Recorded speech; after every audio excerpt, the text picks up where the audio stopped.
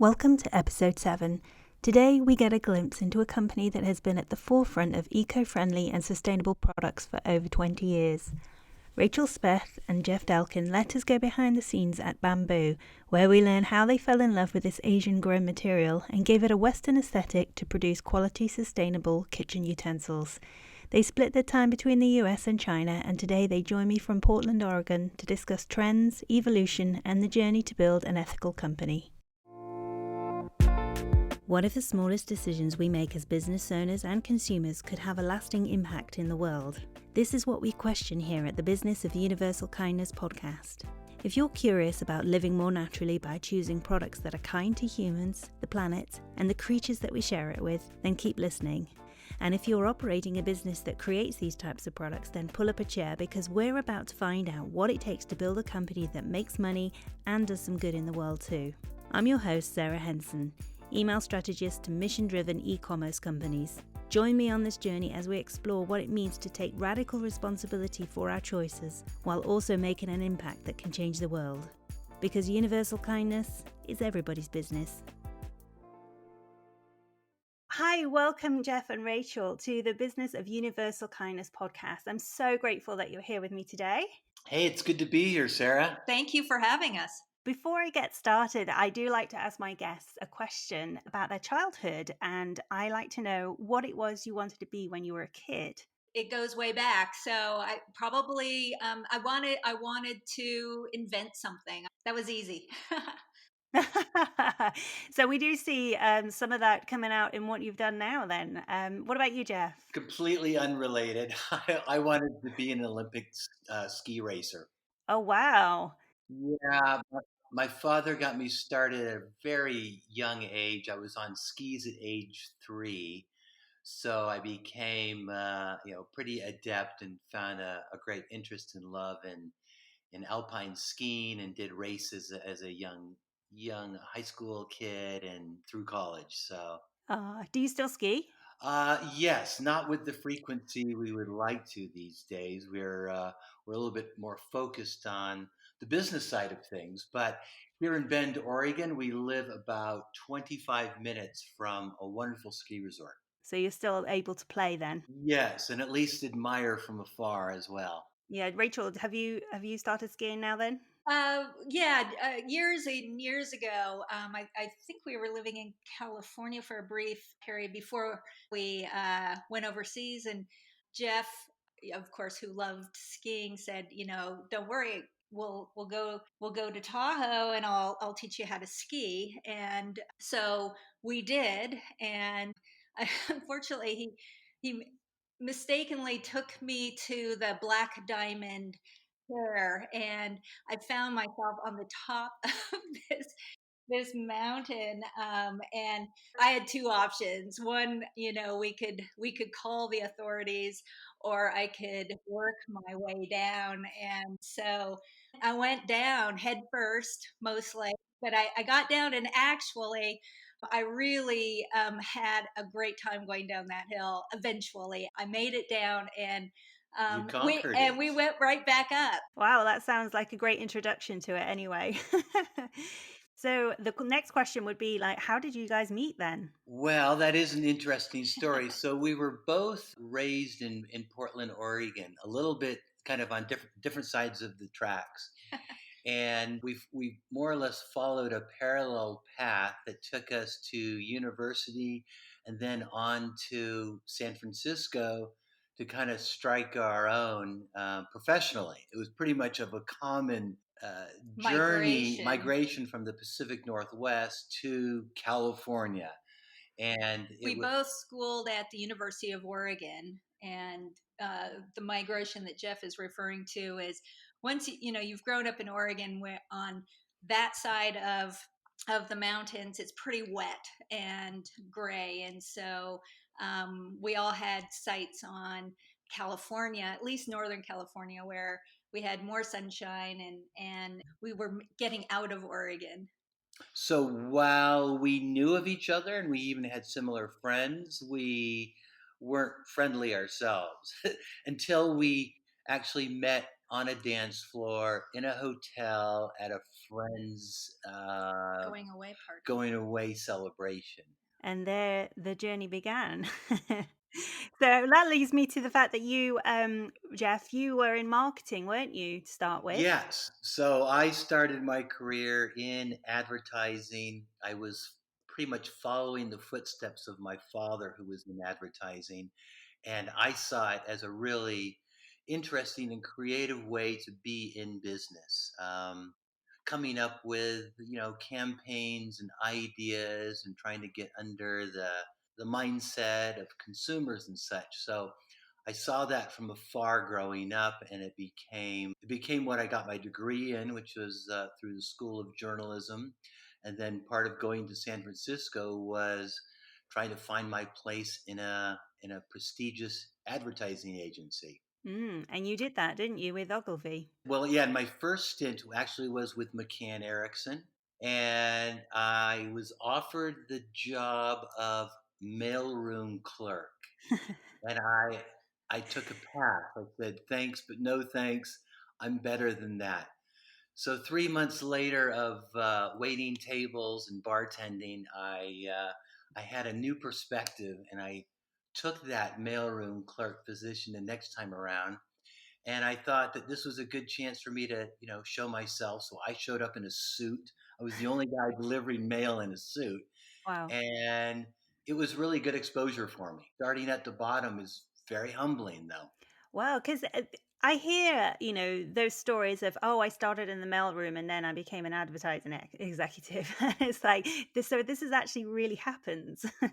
I had heard those stories too, and I go, I'm not going to be one of those stories, and yet here I am. Okay, and Rachel, you were at Nike. What was it that you did there?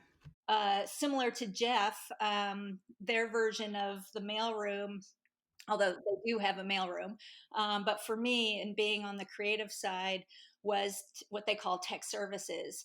And so I started in the model shop. And that was tech services is an area where they make prototypes for footwear. And that's where I started. And how long were you with Nike then before you started your own venture? About 12 years.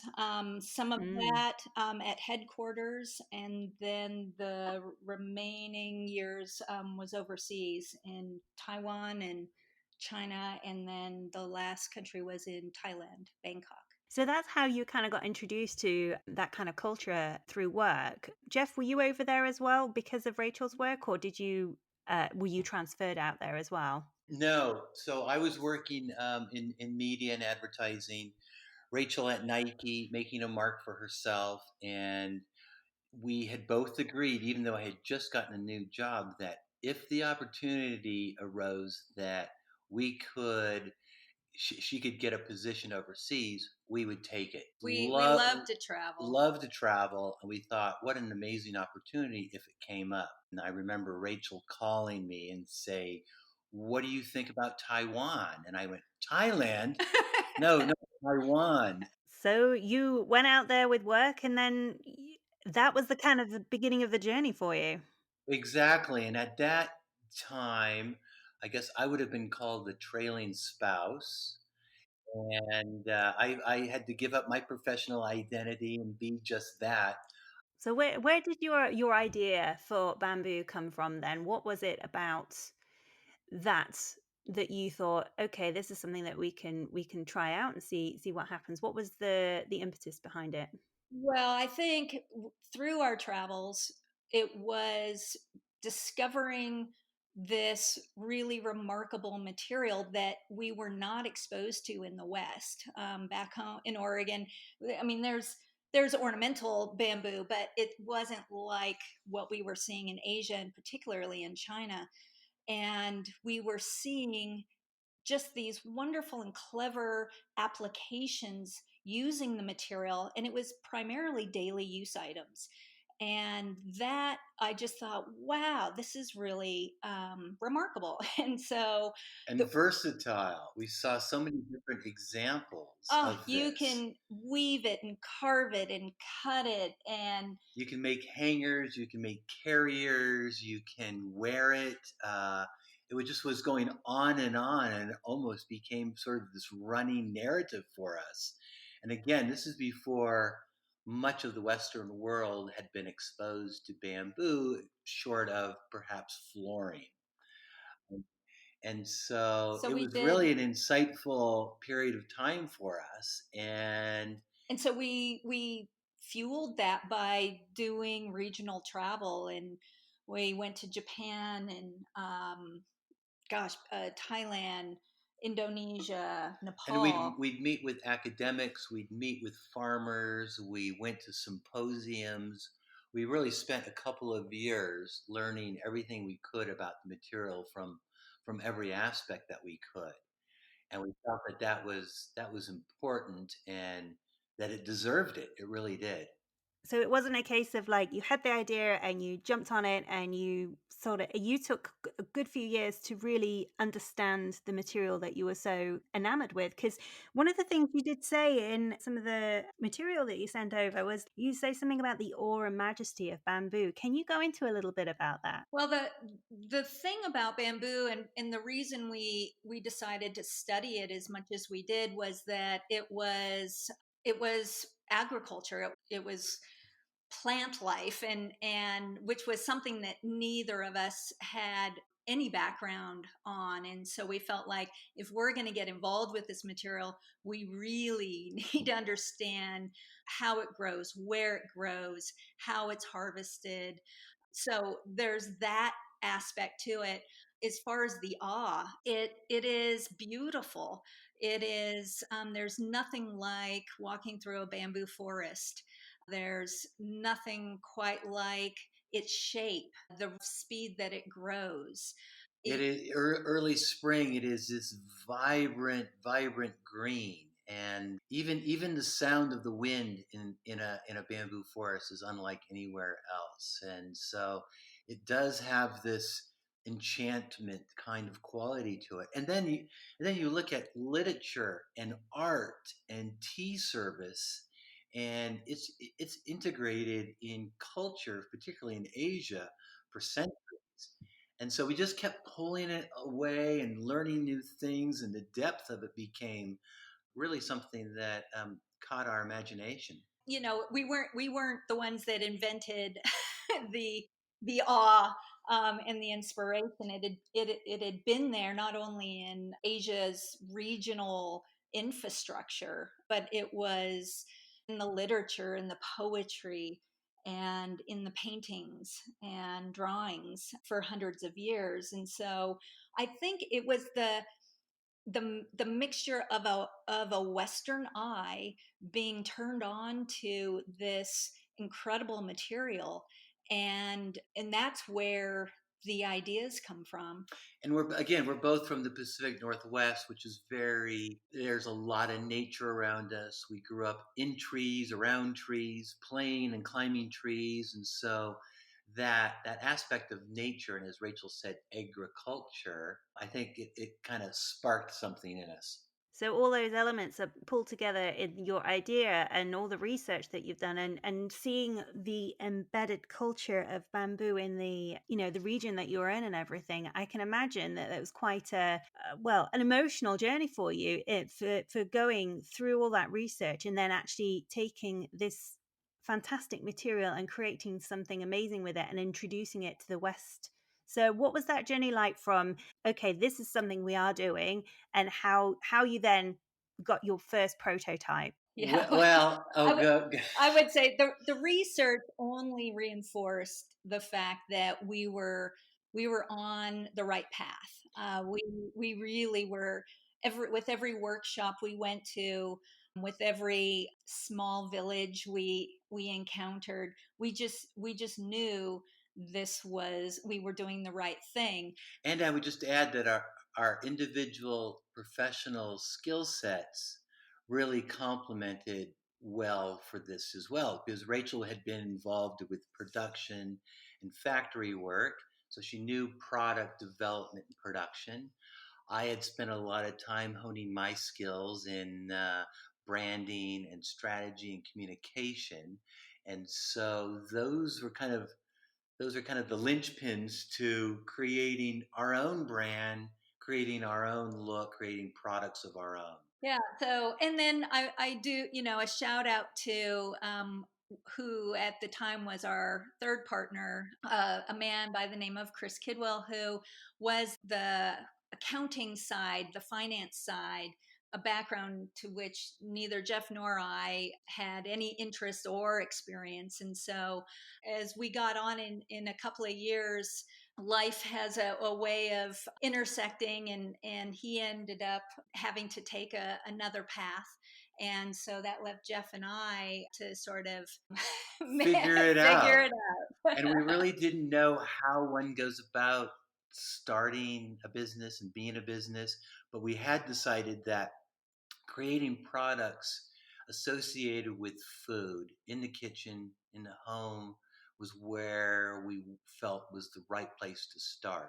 Right. So this was shortly after 9/11, and there was a real shift, particularly in the United States, around a different kind of sheltering. But people were spending more time at home. They were remodeling their kitchens. The Food Network was exploding. Entertaining was the kitchen became the The center of center. the home.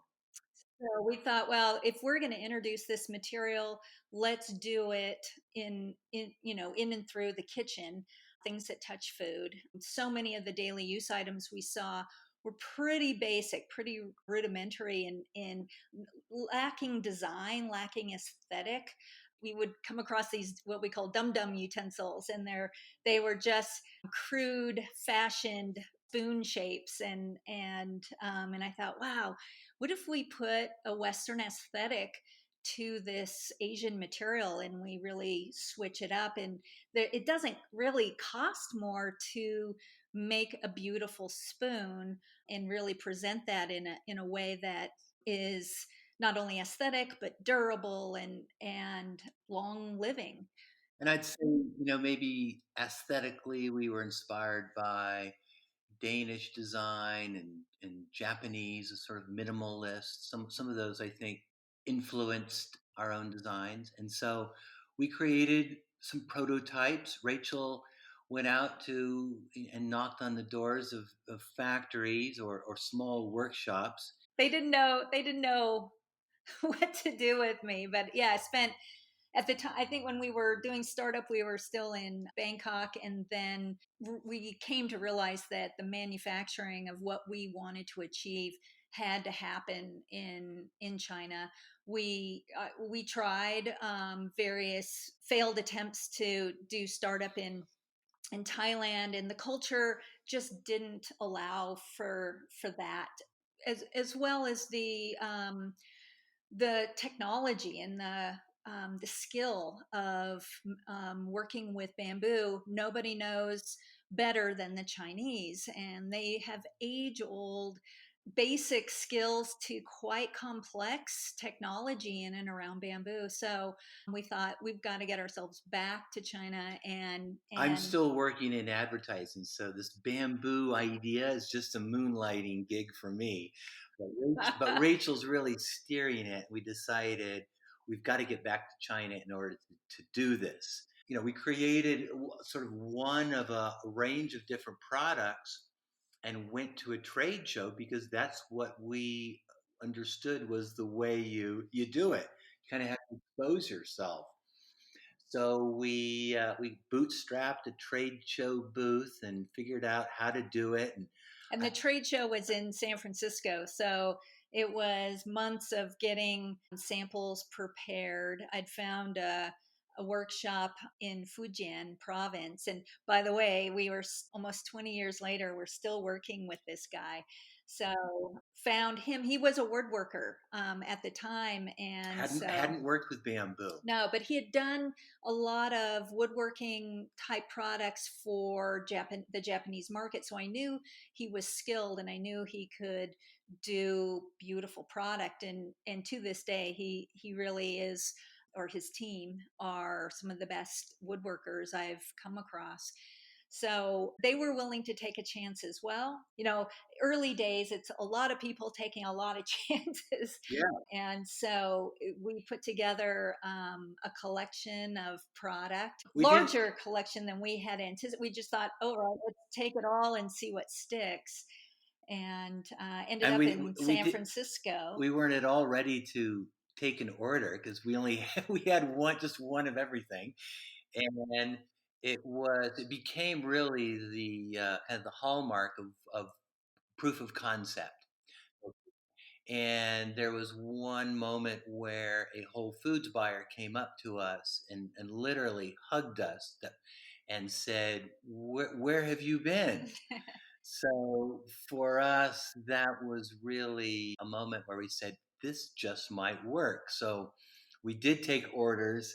Then the work began. Then the work began. It was a kind of validation as well, of proof of concept. So after that trade show, then the people who put orders in, are they distributors or were they going to stock it in stores and things like that? Yeah, so that was really our introduction to retailers.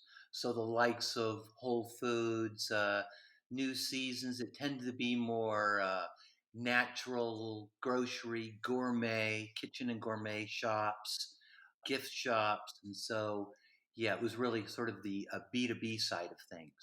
At that time, we were the new kids in town with the new product, and New it's material. it's the first thing you're met with at any trade show is what's new. It wasn't just the designs, but it was the material and the story. And so it was really easy to turn people on to the product, to offer what we were selling as an alternative to plastic, to offer a certain aesthetic. And so that was the easy part. And in turn, our would-be customers got excited as well. So It's worth mentioning, considering we're having this conversation during coronavirus, that we launched the year of SARS. And fortunately, it didn't affect us, but we do remember it because there was one or two customers that had asked, "Can I get that from your cutting boards?" Or people weren't as informed or had as many different channels of information that they do today. But it was just one of many obstacles that we worked through and have overcome. So you were the talk of the trade show then, being the new kids on the block and that. So did you come away from that thinking, "Oh my gosh, we've got all these orders. How the heck are we going to do this?" Or were you kind of like, "Yeah, let's go"? Uh, it's let's go. well, and we had media attention and orders, and we were overwhelmed, It's all a blur. and so then we created our business plan and approached financial lenders, thinking we've really got something here. And as is often the case, perhaps people in lending didn't really want to take the same level of risk that we did. Right, we're Americans living in China. We have no collateral. As kind as the banks were, it was understandable why we were turned down. So we dug into our savings, our retirement.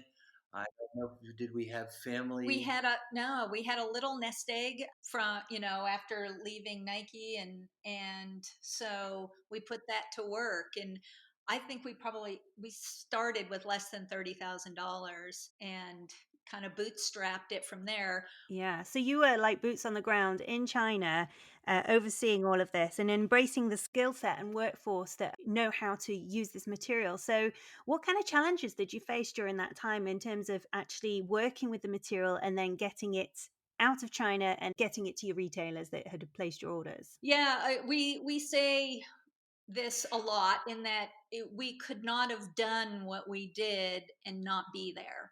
And we felt like being at the source and living there and being there would also help elevate a human side to China, and to show a different side. And so we were really proud to be there, to create work, to plant yourself in the workshop and go through the process, was absolutely necessary. We would not have been able to do that had we not been there. And Rachel makes it sound pretty easy. There's a lot of steps to the making and packaging and determining, for instance, moisture content that the material needs to be in. The packaging itself is a whole nother product all into itself. I was doing that too. But but Rachel's right. Being in the workshops, and again, most people imagine China factories, big, monstrous town workforces, but we're really working in just woodworking shops, pretty elemental tools, and lots of wood dust and sanding and a lot of handwork in order to get the products looking and feeling just Right. right.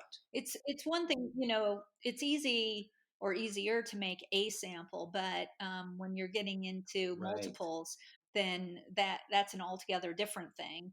And it was just understanding how that material works and what are some of the challenges. Moisture is a big one for us. Too much moisture, and you get mold. And Or so splitting and not cracking. enough moisture, then you get cracking. And so it was really spending time with the material over a period of time and really learning about its intricacies. Now, I will also say at the same time, I'm also spending time in Vietnam. Where we also felt there was a strong presence of the material and of the craft, particularly basket weaving. So I was flying back and forth between Shanghai and Hanoi. So your journey wasn't just in China, it was all over Asia really. And I can imagine that a lot of people would think, okay, yeah, your workforce is in China, and like you said, they would imagine like these big vast factories and possibly sweatshops as well. So how do you embrace like an ethical workforce and look after your staff that are working for you? Yeah, that's a good question, and one that certainly with my corporate responsibility background, it was very important to me. For us, we were working. We these were woodworkers. These were small production shops, no more than I don't know 20 or 30 people, and the conditions are not unlike what you would see in anywhere in the world. What we did impose or what we did request is making sure that the spaces were well ventilated, and I rarely got any pushback when I said, hey, we need to ventilate or we need to capture dust particles or whatever that may be. They were really quite open to making any kind of adjustments, and it wasn't that these were not sweatshops. The workers were all from the local community, and it just had not dawned on them that we needed ventilation, and so we put in And it, ventilation. and And some of the PPE wasn't even available, so we'd buy it in the States and load it in our bags and bring it back and then distribute it among the woodworkers. So face masks and things like that. So you have a kind of an ethical mission behind your business, not just the fact that you're reducing plastic with the creation of your products, but in the manner that you operate your business and look after your people as well. Most absolutely. And how has that guided you with all your decisions then in business? This mission behind you, what you're doing. Well, the mission originally was turning people on to renewable materials.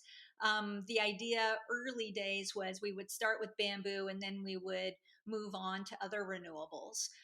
So we felt like that was really important, reducing our reliance on plastic. And so we found that renewables might be the answer to that. And then we also felt like it was really vitally important that as a business case study, can you create a business that treats people well and also has the ability to give back? And so those few elements around renewable materials, give back, and treating people well were really the foundation of how we were going to create our business. And Yeah, I would just add to that most models are Western business buys or orders products from overseas. manufacturers make it and ship it, but and oftentimes owners or management never really sets foot or has much influence in the manufacturing of the products. We kind of flipped that on its side since we were already based at the source. We were in the workshops. We were, toe to toe with each and every worker. So we had kind of a vested interest in making this be a place that was clean and pleasant with wages that were more than decent, above a living wage.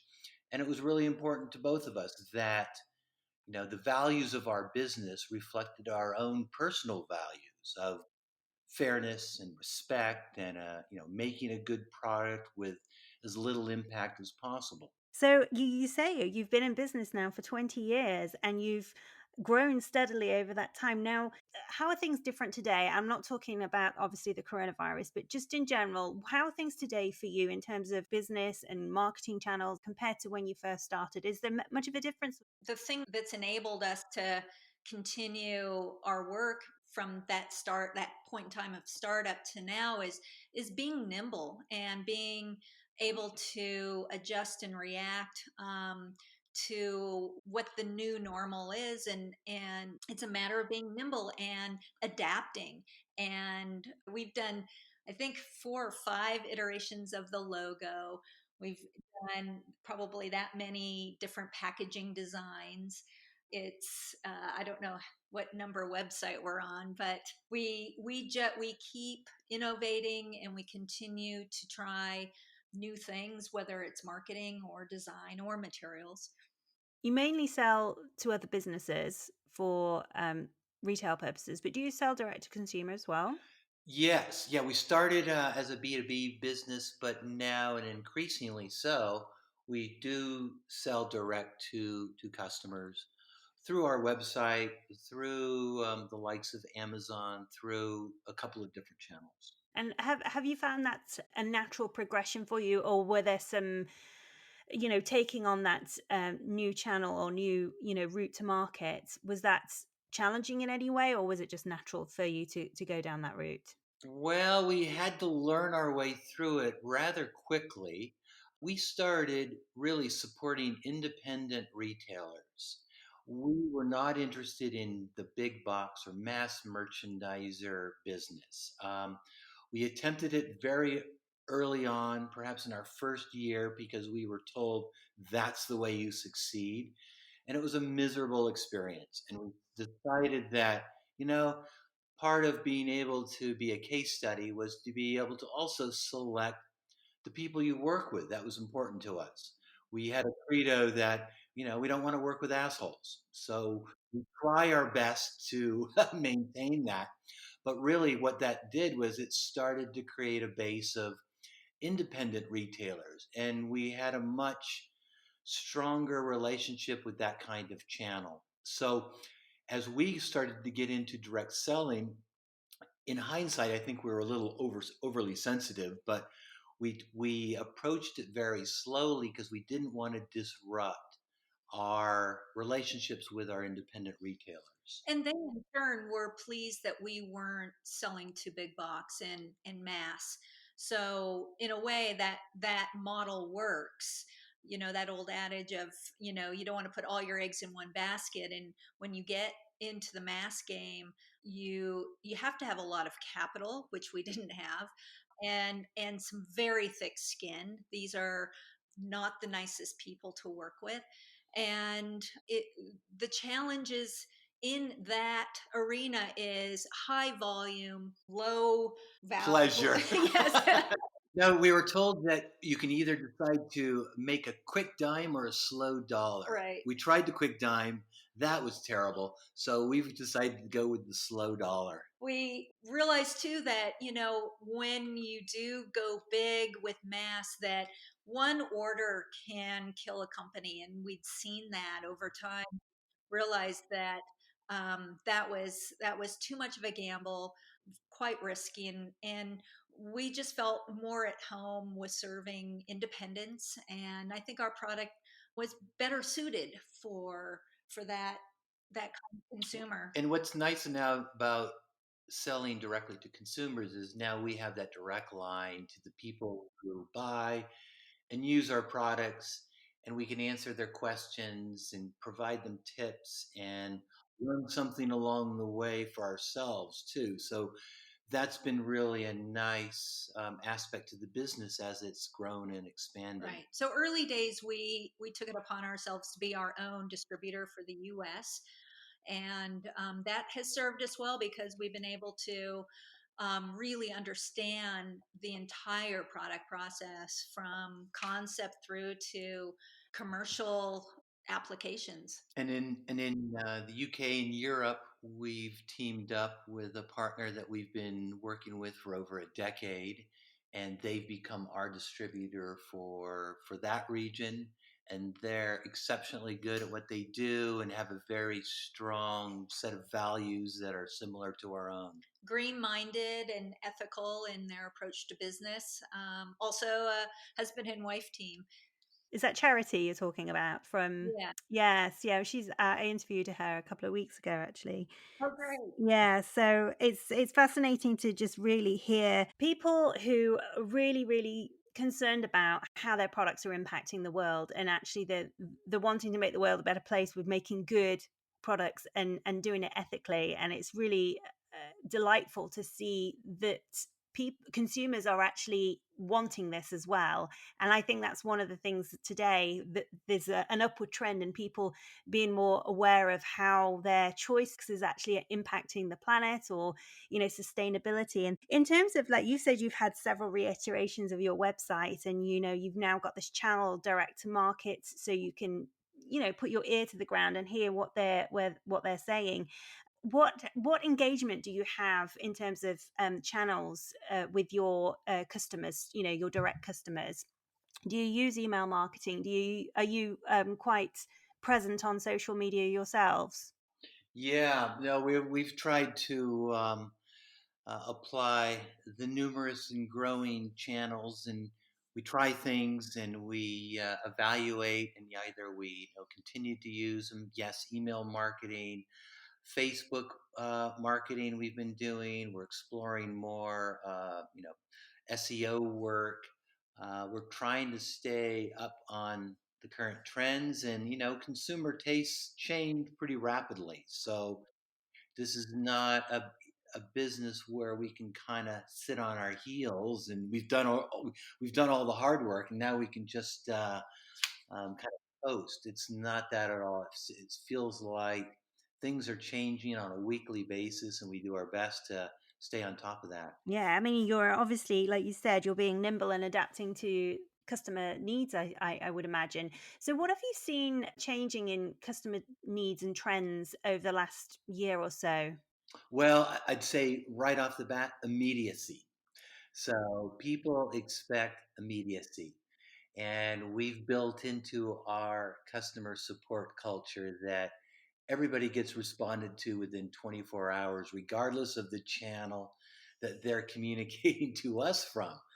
So we need to have our ears and eyes on Facebook Messenger or email or even on our website. So we've created a number of different avenues in which customers can reach us at, and ourselves with a small team here in Oregon are primed and ready to help and assist. And I think that's changed. We've had to rejig our model to accommodate expectations around shipping or no cost to shipping, for instance, time of product to customer. And I think the likes of Amazon have really redefined people's expectations. So for a small business like ourselves, it's challenging to stay on top of some of that. And then on the product side, I'd say the green movement and providing truly green, eco-friendly products, and then on top of that, being very transparent and open about why we do what we do, who we are, who we support, what our certifications are, and really bringing through a human element to an end product that is truly green. Yeah, and I think you're right, Sarah. People are looking at the company behind the product that they're considering buying. And I think that's important. I think it's wonderful. It's the one area where we as individuals have a vote. We get to decide whether we support or don't support. And it's really important. We really applaud the notion of people looking behind. What is this company and what do they stand for? Rachel and I have always felt like we've been ahead of the curve here, and I think only recently we realized that maybe customers have now eventually they've caught up. We're at the place we need to be. On that note, then, what is the things that are changing for you right now? And like, what's the future for your business in terms of new products? Is there anything new that you're working on? I mean, I know right now times are probably a little bit challenging. Let's talk about that for a second. How have you found this pandemic has affected your business? Oh, dramatically. Yes, profoundly. It's three businesses, really. We have our group of three here in the United States. So our customer care and our fulfillment happens here in Oregon. And then we've got a team of four in Shanghai. And then we've got our producers, about three or four that we work with regularly. And we're And all exclusively. So they right. are reliant on us as we are reliant on them. So when we first experienced this, probably mid to late January, as we saw this virus encroaching on China and we were seeing the first wave, not thinking that this would get beyond the China borders, but really sort of wondering what was going to happen to our supply chain and watching this unfold, and it does so in a slow motion kind of way, and that's really hard to react to. But we were quite fortunate in that our workforce, the folks that work on the production side, everybody is from the local community, so we don't work with migrant workers, and so our factories were able to get back to work pretty quickly. And the challenges we had in and around that was supply chain and sort of getting the raw material that might have been harvested a county away. Some of the challenges were roadblocks and things like that, but the delays were, a week or two. So we found ourselves feeling very, very fortunate until we started to see the spread of the virus.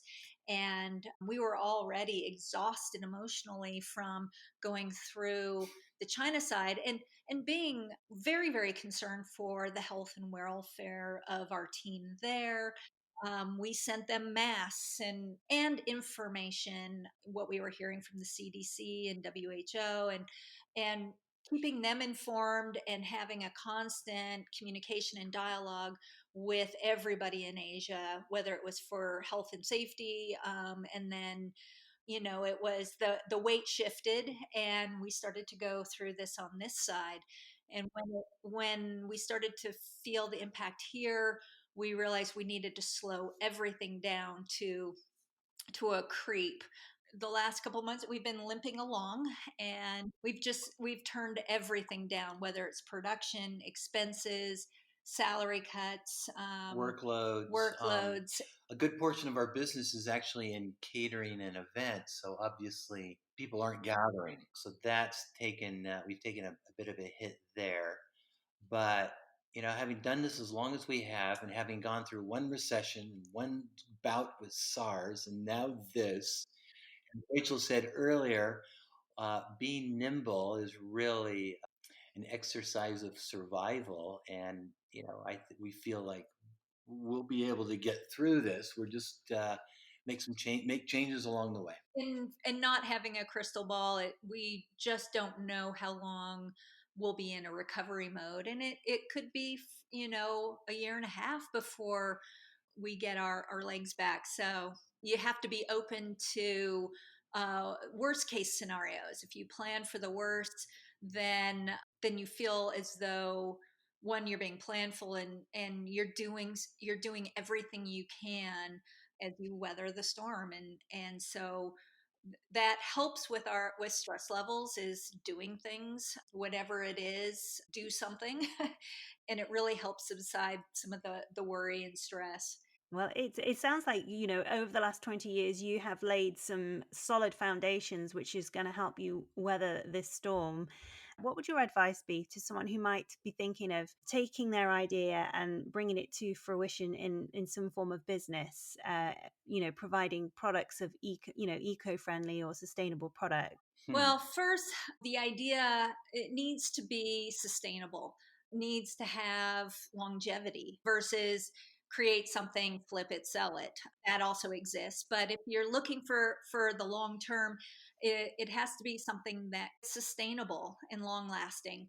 And then I think you've got to really be emotionally passionate about what you're doing, because it's a lot of work to when you get into startup, it's a lot of work. And that if people, sometimes people will say, well, if you knew what you knew today, would you done what you did? And the answer is absolutely not. It's insanity.